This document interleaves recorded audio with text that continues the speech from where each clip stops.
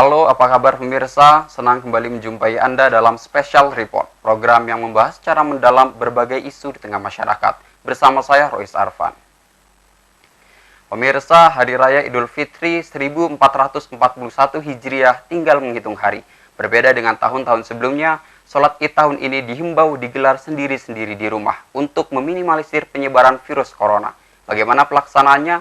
Berikut Special Report sholat Id di tengah pandemi corona.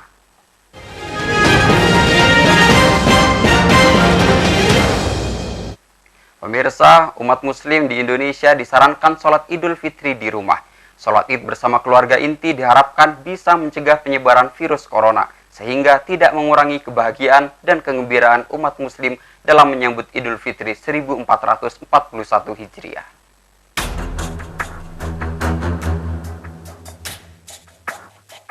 Pemirsa, Ramadan tahun ini boleh jadi berbeda dengan Ramadan tahun-tahun sebelumnya, lantaran wabah coronavirus disease 2019 atau COVID-19 yang kini melanda hampir semua negara di dunia. Pada bulan suci Ramadan biasanya intensitas beribadah akan lebih tinggi dibandingkan hari-hari biasa. Selain menjalani puasa selama sebulan penuh, umat muslim juga biasanya melaksanakan ibadah khas Ramadan lainnya, seperti tadarus bersama, iktikaf, dan tarawih di musola atau masjid. Dan itu semua tidak bisa dilakukan di bulan suci Ramadan tahun ini. Alasannya sholat berjamaah yang akrab dengan kerumunan dikhawatirkan semakin menambah tingkat penyebaran virus di tengah-tengah masyarakat.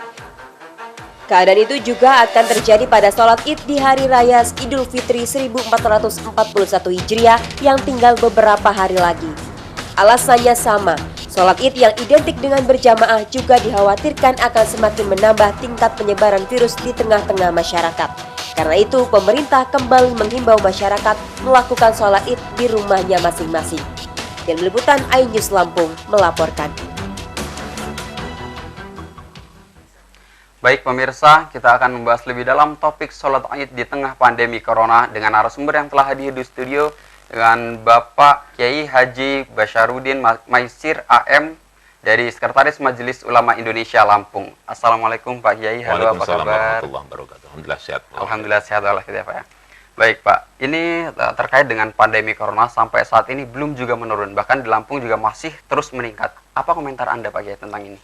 Ya, jadi kita selalu berusaha dari Majelis Ulama Indonesia juga banyak membuat himbauan, maklumat yang tujuan utamanya adalah dalam rangka untuk memutus mata rantai penyebaran COVID-19, yaitu dengan menganjurkan supaya tidak banyak berkumpul, mengurangi berkumpul, umpamanya sholat berjamaah dengan melibatkan orang banyak, kemudian sholat tarawih, dan juga sholat Jumat. Itu kami sudah menghimbau supaya masyarakat untuk sementara waktu untuk meniadakan dulu di masjid atau di musola. Baik. Untuk saat ini bahkan pemerintah sebelum Ramadan lalu setelah menghimbau untuk sholat tarawih di rumah. Nah saat ini Ramadan sudah hampir selesai, kita akan menyambut Hari Raya Idul Fitri. Ada juga himbauan untuk sholat Id di rumah. Apa komentar Anda Pak tentang ini?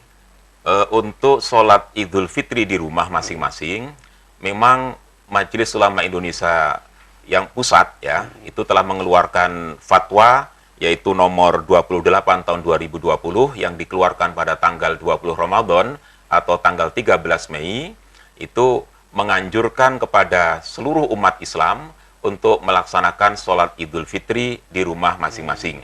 Bahkan Majelis Ulama Indonesia Provinsi Lampung itu jauh hari, bahkan sebelum Ramadan, kami juga sudah mengeluarkan maklumat yang isinya untuk melaksanakan sholat Jumat diganti dengan sholat Jumat dilaksanakan jadi sholat duhur di rumah, bukan berarti Jumatan di rumah ya, tapi sholat Jumat ditiadakan di masjid, diganti dengan sholat duhur di rumah masing-masing, kemudian melaksanakan ibadah sholat tarawih juga di rumah masing-masing, itu sudah kita keluarkan sebelum pelaksanaan Ramadan. Dan di situ juga ada kata-kata untuk sholat Idul Fitri itu menunggu petunjuk dari pusat. Ternyata Alhamdulillah pusat sudah menentukan bahwasanya sholat Idul Fitri dianjurkan untuk dilaksanakan di rumah masing-masing bersama dengan keluarga inti. Yang sekali lagi tujuan utamanya dalam rangka untuk memutus mata rantai berkembangnya COVID-19. Baik. untuk kita perdalam tentang sholat id, Pak. Nah, sholat id di sini kan biasanya masyarakat melakukan sholat ibadah di masjid ataupun di lapangan. Nah, apakah ini tidak menyalahi terkait dengan sholat id yang ada di rumah? Iya. Melaksanakan sholat Jadi pelaksanaan sholat Idul Fitri kita harus tahu bahwasanya hukum sholat sunnah Idul Fitri itu sunnah, ya. Sunnah. Jadi sunnahnya sunnah muakkad. Sunnah muakkad artinya sunnah yang sangat dianjurkan, ya, bagi semua umat Islam baik laki maupun perempuan, hamba sahaya, anak-anak dan orang dewasa, termasuk orang tua laki dan perempuan. Semua memang dianjurkan. Ya, yang paling utama pelaksanaannya adalah di masjid. Kalau masjid sudah tidak muat, maka boleh pelaksanaannya ada di tanah lapang. Nah, ini. Kemudian dalam kondisi yang seperti ini, kita harus paham, bukan berarti kita lari dari masjid, bukan berarti kita menghindari silaturahim, bukan, tetapi karena kondisi yang seperti ini. Dan ini juga pernah terjadi pada masa-masa dulu, di mana pada saat itu ada wabah, ada rombongan mau melintas pada suatu daerah, gitu ya. Kemudian di situ ada wabah, maka dianjurkan rombongan itu untuk berbalik kembali, untuk pulang kembali, untuk tidak masuk ke daerah yang ada wabahnya. Dan juga daerah yang terkena wabah, masyarakatnya itu tidak boleh keluar. Nah, ini memang sudah ada dari zaman dulu, gitu ya. Jadi bukan hal yang baru kalau menghadapi wabah ini, umat Islam selalu ada di rumah untuk beribadah dilaksanakan di rumah. Ya, pelaksanaan sholat Idul Fitri di rumah itu tidak ada masalah. Toh juga hukum sholat Idul Fitri itu kan sunnah tadi ya. Jadi nggak apa-apa, laksanakan di rumah saja, ya, bersama dengan keluarga inti, mungkin anak-anak dengan istri dan mungkin punya cucu berapa dan jangan terlalu banyak, ya. Ini memang dalam rangka memutus mata rantai tadi, ya ini. Nah, mungkin yang jadi masalah kan sekarang ini bagaimana pelaksanaannya? Masyarakat mungkin bingung kan ya. Nah, mungkin ya nantilah kita kita praktekkan mungkin di pertemuan akhir ini bagaimana supaya kita melaksanakan Idul Fitri bisa dengan sempurna. Baik. Sebelum itu kita dalam sholat id sendiri itu apabila di masjid ataupun di lapangan biasa adanya khutbah, Pak. Ada khutbah di sana. Ada imam khutbah, kemudian bila dan lain sebagainya. Nah, untuk di rumah sendiri ini apakah khutbah ini harus ada juga atau seperti apa? Jadi kesempurnaan ya. Jadi kesempurnaan sholat Idul Fitri memang ada khutbah, karena itu rangkaian ya, rangkaian daripada pelaksanaan ibadah sholat. Jadi rangkaian. Tetapi khutbah itu sendiri, kalau yang melaksanakan sholat itu hanya beberapa orang, umpamanya hanya 1, 2, umpamanya paling banyak 3, nggak khutbah ya nggak apa-apa. Itu juga sunnah, rangkaian dari sholat sunnah, gitu ya. Berbeda dengan sholat Jumat ya. Kalau sholat Jumat itu kan mazhab Syafi'i minimal jamaahnya itu 40. Dan harus ada khutbah. Khutbah merupakan bagian daripada ibadah sholat itu sendiri. Maka orang yang tidak ngikutin orang yang main-main dalam pelaksanaan khutbah, maka fala Jum'atalah, tidak dianggap Jumat kan. Tapi ini karena sholat sunnah, ya sunnah juga. Ya. Jadi sholat sunnahnya sunnah, maka khutbahnya juga sunnah, bukan wajib gitu. Tetapi karena ini memang hal yang peristiwa yang hanya 1 tahun 1 kali, ya, tidak rutin seperti Jumatan, maka sebaiknya jangan kita tinggalkan.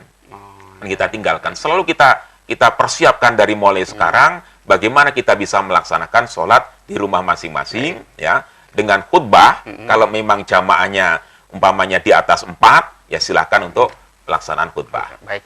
Oke, kita jeda sejenak, Pak. Ya. Baik. Pemirsa, obrolan kita semakin menarik, namun kita harus ikuti dulu pesan-pesan berikut ini. Tetaplah di Special Report.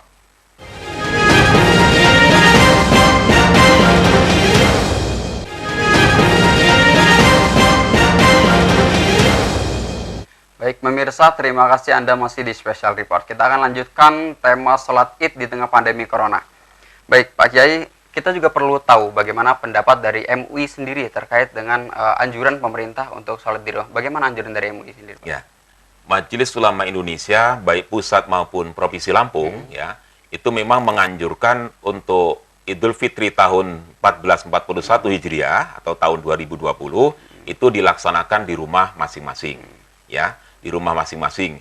Kemudian di dalam pelaksanaan sholat Idul Fitri di rumah masing-masing itu tetap harus memperhatikan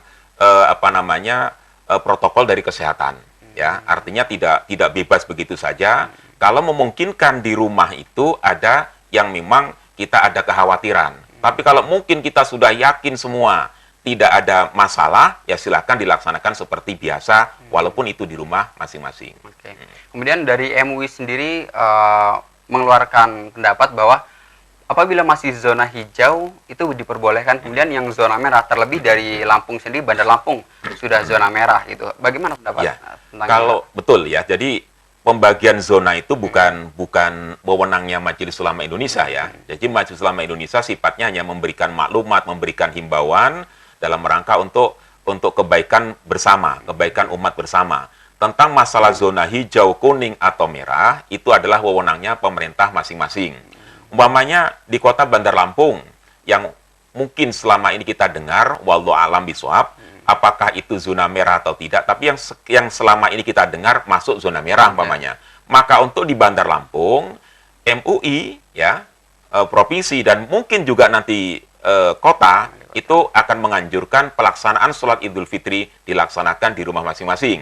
Nah, untuk zona hijau ini mungkin untuk daerah-daerah yang memang tidak ada terjangkit sama sekali.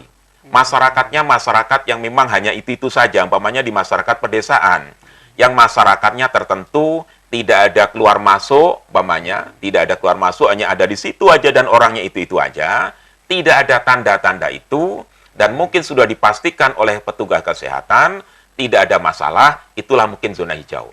Kalau itu terjadi, silahkan laksanakan sebagaimana biasa. Jadi tidak seperti yang dianjurkan oleh kebanyakan untuk dilaksanakan di rumah. Karena itu memang masuk pada zona itu. Nah, kemudian bagi daerah yang mungkin dikatakan oleh fatwa MUI Pusat masuk kategori kuning, ya, kuning ini kan baru baru satu umpamanya terkena.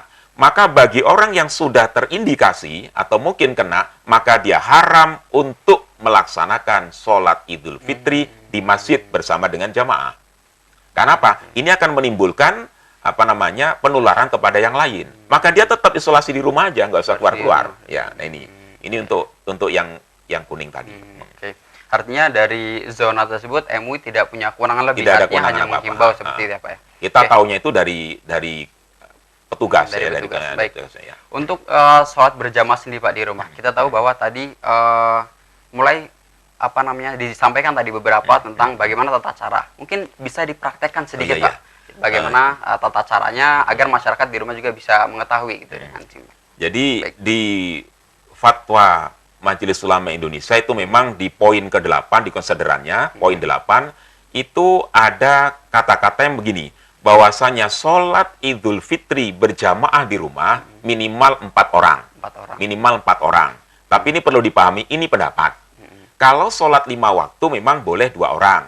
Ini 4 orang itu keafdolan. Ini diambil dari pendapat Ibnu Abidin yang mengatakan inna sholatal id tana'akidu bi arba'atin. Sesungguhnya sholat id itu bisa terjadi untuk 4 orang yang dikatakan jamaah, imamun, 1 orang imam, wasalah 1 mu'taminin, dan 3 orang makmum, li'annau adadun yuridu ala aqwali jam'i. Karena itulah batas minimal jamaah. Ini pendapat Ibnu Abidin. Tapi untuk pendapat yang lain kan boleh aja 2 orang. 2 orang kan boleh aja. Ini pendapat yang di konsideran Majelis Ulama Indonesia mengatakan 4. Yang mengatakan 4. Andai kata di situ 2 orang, ya silahkan aja, tetap aja laksanakan 2 orang. Tapi kalau untuk Jumatan memang Madzhab Syafi'i 40 orang. Ya, kan itu jelas ya. Itu beda-beda. Jadi pelaksanaan sholat berjamaah kalau minimal 2 atau mengikuti yang 4 orang, ya, itu harus betul-betul diperhatikan. Ya, pertama kita harus tahu betul arah kiblatnya mana. Kalau di masjid musola kita udah jelas. Itu imamannya arahnya ke sana.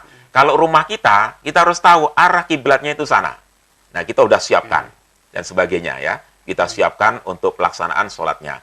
Kemudian setelah kita yakin betul itu arah kiblatnya, kita udah pasang sajadah, maka kita mulai persiapan untuk sholat. Persiapan untuk sholat. Kalau dia sholatnya sendirian, berarti nggak punya kawan, maka lafal niat, bukan niat ya, lafal niatnya cukup usolli sunnatan li'idil fitri rok'ataini lillahi ta'ala. Itu kalau dia sendirian, ya sendirian. Kalau dia menjadi makmum, menjadi imam, maka ganti aja usolli sunatan li'idil fitri ra'ataini imaman lillahi ta'ala. Kalau yang menjadi makmum, usolli sunatan li'idil fitri ra'ataini makmuman lillahi ta'ala. Itu dilafalkan dulu. Yang nggak ngelafalkan pun nggak apa-apa ya. Tapi lafal ini kan dalam rangka untuk menuntun gitu ya. Yang penting kan niat. Kemudian yang tidak kalah penting itu niat. Yang namanya niat itu ucapan dalam hati ya. Ucapan dalam hati dibarengkan dengan awal perbuatan. Awal perbuatan dalam sholat itu adalah takbiratul ihram. Maka pada saat kita membaca takbiratul ihram, Allahu Akbar, hati kita niat, sengaja aku melaksanakan sholat Idul Fitri 2 rakaat, menjadi imam atau menjadi makmum atau sendirian karena Allah Ta'ala. Nah, setelah kita Allahu Akbar, maka kita membaca kabiro. Kabiro saya yakin hafal semua. Sampai selesai kabiro, setelah kabiro kita membaca takbir sebanyak 7 kali. Allahu Akbar, Allahu Akbar, Allahu Akbar sebanyak 7 kali. Antara takbir pertama dan takbir berikutnya, setiap takbir, takbir satu dengan takbir yang lain, itu disunahkan kita membaca Subhanallah walhamdulillah wala ilaha illallah wallahu akbar. Subhanallah walhamdulillah wala ilaha illallah wallahu akbar. Sekali aja. Terus itu 7 kali. Nah, setelah selesai 7 kali, lanjut membaca Al-Fatihah. Di dalam sholat Idul Fitri disunahkan keras bacanya. Kalau dia menjadi imam. Jadi keras Fatihahnya, terakhir waladhdallin amin, baru dilanjutkan dengan membaca suratan. Suratan ini tidak tertentu, silakan aja suratan apa aja ya. Kalau apal syukur surat Qaf panjang, kemudian surah Al-Ghasyiyah panjang. Yang pendek-pendek umpamanya wal asri, qul huwallah, silakan aja yang penting suratan. Udah, selesai baca surat, maka biasa ruku, i'tidal, kemudian bangun sujud, ya, bangun lagi, duduk di antara 2 sujud, sujud lagi, bangun untuk rakaat kedua. Nah, untuk rakaat kedua kita lanjut setelah iklan dulu. Iya. Baik, pemirsa, kita akan lanjutkan praktik di segmen selanjutnya. Jangan kemana-mana, tetap di Special Report.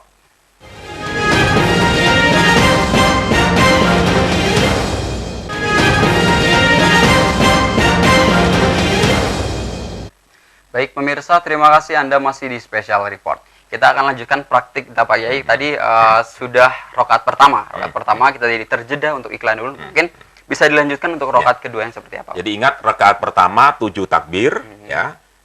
Antara takbir satu dengan takbir berikutnya itu membaca subhanallah walhamdulillah wala ilaha illallah wallahu akbar. Terus saja setiap pergantian takbir. Nah, rakaat kedua itu membaca takbir 5 kali. 5 kali. Yang diingat, yang pertama 7, yang kedua 5. Sama. Allahu Akbar, terus sampai 5 kali. Antara takbir yang satu dan berikutnya, itu juga bacaannya sama. Subhanallah, walhamdulillah, wala ilaha illallah, wallahu akbar. Selesai itu, baru membaca Al-Fatihah, kemudian membaca suratan yang dia hafal, ya. Yang pendek-pendek juga nggak apa-apa, yang penting yang hafal. Kemudian umpamanya nggak ada yang hafal, nggak suratan juga nggak apa-apa, yang penting Fatihah, kan ya? Yang penting baca Fatihah. Setelah itu biasa, kemudian ruku, i'tidal, sujud dan seterusnya, salam. Sampai dengan at-tahiyat salam. Selesai sholat Idul Fitri. Intinya, sholat Idul Fitri itu sama dengan sholat-sholat yang lain, sholat fardu, yang membedakan hanya di rakaat pertama membaca takbir 7 kali, rakaat kedua 5 kali, di sela-sela takbir membaca subhanallah sampai akhir. Ya. Nah, setelah selesai kita melaksanakan sholat, kalau kita berjamaah, kita disunahkan untuk melaksanakan khutbah. Artinya khutbah setelah sholat. Setelah sholat, ya. Beda dengan Jumat ya. Iya. Kalau Jumat itu kan khutbah dulu baru sholat. Kalau Idul Fitri, maka sholat dulu baru khutbah. Khutbah Idul Fitri hakikatnya sama dengan sholat Jumat ya, dengan khutbah sholat Jumat. Rukunnya itu sama. Rukunnya itu ada 5 ya. Jadi yang harus dipahami oleh seorang khotib, karena ini mungkin akan banyak khotib dadaan kan ya. Khotib dadaan bapak ini ya. di rumah itu Bapak di rumah harus jadi khotib kan. Iya. Nah, itu yang perhatikan 5. Yang penting kalau 5 ini sudah tercapai, itu udah selesai khutbah itu. Yang pertama, hamdulillahi ta'ala, memuji kepada Allah subhanahu wa ta'ala. Yang kedua, membaca solawat kepada Nabi Muhammad SAW. Ya. Yang ketiga, wasiat bitaqwallah. Yang keempat, membaca surat Al-Quran atau ayat Al-Quran di salah satu khutbah 2, atau yang pertama atau yang kedua. Kemudian yang kelima, membaca doa pada khutbah yang kedua. Nah, prakteknya, ini prakteknya sekalian. Jadi, pada khutbah yang pertama, itu juga diawali dengan takbir. Takbirnya berapa? 9. Allahu Akbar. Jadi, begitu berdiri, ya, langsung Allahu Akbar, Allahu Akbar, Allahu Akbar, Allahu Akbar, Allahu Akbar sampai 9 kali. Ya, terus. Nah, setelah 9 kali selesai, baru baca alhamdulillah. Alhamdulillah rabbil alamin. Itu udah satu rukun. Kemudian rukun kedua selawat. Assalatu wassalamu ala Rasulullah Muhammad sallallahu alaihi wasallam. Udah kedua. Yang ketiga, wasiat bitaqwallah. Ya, mari kita bersama-sama meningkatkan takwa kepada Allah Subhanahu wa taala. Ketiga udah. Atau pakai bahasa Arab, usikum wa nafsi bitaqwallah. Kalau hafal. Baca ayat Al-Qur'an boleh di khutbah pertama, kedua. Apa yang dibaca? Ayat-ayat pendek aja. Ayat-ayat pendek umpamanya tadi seperti kuliah atau ayat-ayat yang memang hafal yang seperti umpamanya potongan-potongan surat, ya silakan aja baca suratan. Nah, setelah itu baru kalau mau diadakan nasihat, silakan aja. Nasihat yang pendek-pendek aja. Ya, anak-anakku sekalian, pada hari ini kita melaksanakan Idul Fitri, pendek-pendek aja. Khusus yang penting apa yang ada dalam hati orang tua, sampaikan di situ, tumpahkan untuk anak-anak sekalian. Nah, itu. Nah, habis itu baru tutup. Barakallahu li walakum fil Qur'anil azim wa nafa'ani wa iyyakum ayati wa dzikril hakim. Udah. Habis itu selesai, fastaghfiru inna wal ghafurur rahim, duduk. Nah, setelah duduk, kira-kira cukup baca subhanallah, berdiri lagi khutbah yang kedua. Dan khutbah yang kedua, ini sama tadi. Jadi di awal dengan alhamdulillah rabbil alamin, rukun pertama. Ada takbir atau tidak untuk? Ada takbir 7. 7 kali juga. Takbir 7 kali. Yang pertama 9, yang kedua 7. Nah, 7 jadi setelah takbir baru baca alhamdulillah. Alhamdulillah sama wassalatu wassalamu ala Rasulillah ittaqullaha haqqa tuqatih wa la tamutunna illa wa antum muslimun. Kemudian baca ayat umpamanya innallaha wa malaikatahu yusholluna 'alan nabi ya ayyuhalladzina amanu shollu 'alaihi wa sallimu taslima. Enggak hafal, cukup umpamanya qul huwallahu ahad, cukup. Habis itu doa. Allahumma fir lil muslimina wal muslimat wal mu'minina wal enggak hafal, pakai bahasa Indonesia. Ya Allah, ampunlah semua orang muslim muslimat. Pada intinya berdoa ya, pokoknya doa, udah. Habis itu udah selesai, tutup, wassalamualaikum, selesai. Sebenarnya simpel sekali, ya. Jadi kalau panjang lebar khutbah sampai panjang itu hanya gaya teksnya bapaknya. Yang penting khutbah ini 5 ini. Untuk dari khutbah sendiri di salat ini apakah membutuhkan Bilal, Pak? Ya. Kita tahu bahwa di lapangan atau di masjid ada Bilal sendiri Ya, untuk Bilal itu hanya untuk mengatur ya. Ya enggak apa-apa. Enggak apa-apa. Jadi seorang bapak di rumah kemudian setelah jadi imam langsung berdiri untuk khutbah. Iya, enggak apa-apa. Jadi kalau memang ada anaknya sekaligus mau praktek, kalau di masjid nunggu giliran lama kan prakteknya kapan, anaknya ajari aja. Ya Bilal yang pendek ya aja. Innallaha wa malaikatahu yusholluna 'alan nabi ya ayyuhalladzina amanu shollu 'alaihi wa sallimu taslima, baru khotibnya naik. Nggak usah pakai mimbar, biasa aja. Di rumah seperti biasa ya. Ya mungkin semoga apa yang kita sampaikan ini bisa tersampaikan ke masyarakat dan masyarakat juga tahu apa yang harus dilakukan di rumah, baik sholat id dan lain sebagainya. Terima kasih Bapak. Baik. Pemirsa, meski Hari Raya Idul Fitri 1441 Hijriah tidak semeriah Hari Raya Idul Fitri sebelumnya, namun yang terpenting sebagai umat muslim kita harus mengedepankan kualitas ibadah dan tetap fokus dalam menjalankan perintah Allah Subhanahu wa taala. Salat Idul Fitri boleh dilaksanakan di rumah dengan berjamaah bersama anggota keluarga atau secara sendiri-sendiri atau munfarid. Meski begitu, pelaksanaan sholat Idul Fitri harus tetap melaksanakan protokol kesehatan guna mencegah terjadinya potensi penularan lebih luas lagi.